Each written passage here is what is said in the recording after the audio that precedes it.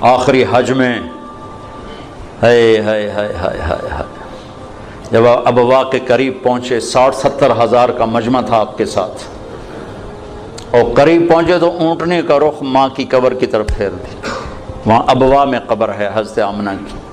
سن 2000 میں گیا تھا، تو میں وہاں اس جگہ، وہ آدمی جا تو سکتا نہیں، کوئی رہبر ہو تو جا سکتے ہیں، تو اللہ نے ایک رہبر ٹکرا دیا تھا، تو میں وہاں پہنچا تھا۔ زندگی گزری سفروں میں، ایسا سفر کبھی نہیں کیا۔ بیت اللہ کے اندر 2 دفعہ گیا، وہ کیفیت نہیں بنی جو حضرت آمنہ کی قبر پہ بنی۔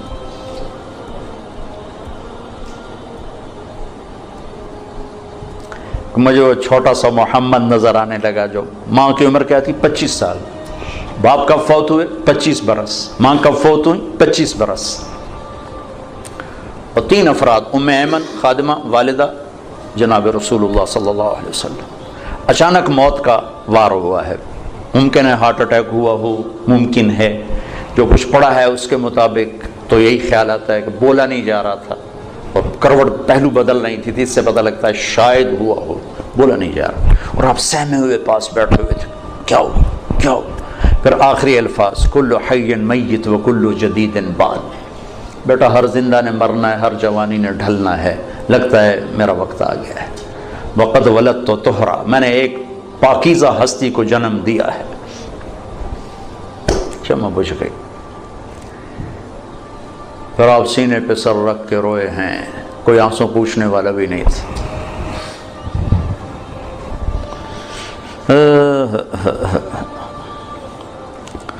پتھر جوڑ کے وہاں نیچے اترے تو آپ پھر بھاگ کے اوپر چڑھ گئے۔ پہاڑ ہے اتنا اونچا، اس سے تھوڑا سا اونچا ہے، پھر اوپر چڑھ گئے۔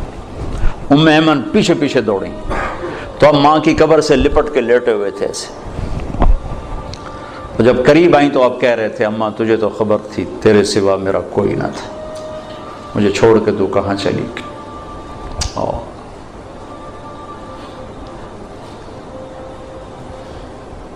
دوبارہ جہاں ایک دفعہ چلا جاؤں دوبارہ جانے کی تمنا نہیں ہوتی، وہاں جانے کی تمنا ہوتی کہ دوبارہ اللہ موقع دے تو میں وہاں جاؤں۔ ایک وقت عصر ڈھل چکی تھی کافی، فضا میں بھی وہ سرخی چھا چکی تھی، تو موسم سوگوار، ایک وہ مقام، پھر وہ پڑھا ہوا سامنے 14 صدی کے پردے ہٹاتے ہٹاتے ہٹاتے میں وہاں بے خود کھڑا رہا۔ واہ میرے رب، جس کو تو نے حبیب بنایا اسے اتنے بڑے دکھ میں ڈالا، ہوئے ہوئے ہوئے ہوئے، کمال کرتے۔ باپ دیکھا نہیں، بہن ہے نہیں، بھائی ہے نہیں، چلو مکے میں موت دے دیتا، کوئی دادا دادی کوئی تو چاہ لیندہ، جنگل میں موت دی۔ کبھی اللہ تمہیں موقع دے تو دیکھنا جا کے وہ جنگل۔ میں تو یہ واقعہ ہزاروں دفعہ سنا چکا ہوں، ہر دفعہ روتا ہوں، حالانکہ آدمی عادی ہو جاتا ہے ایک چیز جب بار بار سنتا سناتا ہے، لیکن مجھے نہیں یاد کہ یہ کہتے ہوئے کبھی میں آپ دیدہ نہ ہوا۔ ہائے ہائے ہائے۔ تو ام ایمن نے اٹھایا، بیٹا اٹھو، کہا نہیں میں نہیں جاؤں گا، مجھے ادھر ہی چھوڑ دے، میں نہیں جاؤں گا۔ کھینچ کے لائی نیچے گھسیٹتے ہوئے۔